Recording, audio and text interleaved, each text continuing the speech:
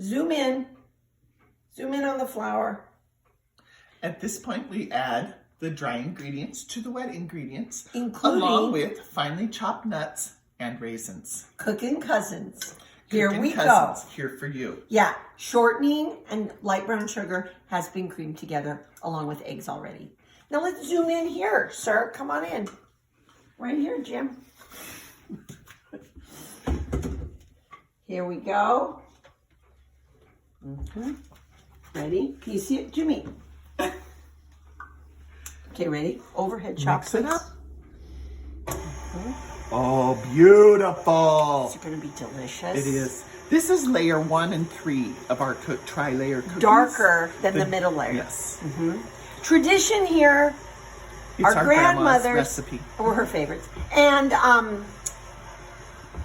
Keeling's older sister, Rogine, was nice enough to get the recipe easily to us Via email. via email, right, with some editorial helpful comments. So we're going to build our architectural sort of mold to make these and slice them Let later. me step away and put waxed paper into the 9x9 pan. Excuse me. Jim, you could get a shot of that, of Keeling.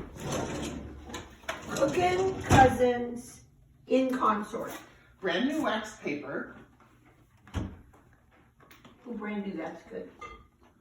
Oh, except maybe you don't want to watch me open this. I'm scraping the bottom here to make sure there's no bits of flour. We're gonna give a lot I more bought plain churn. label waxed paper, and maybe that's why it's hard to get it open. There we go. Line the bottom of the 9x9 pan with waxed paper. Yeah, this is really almost like dough. This is really, I mean, like I think we should cut. really thick.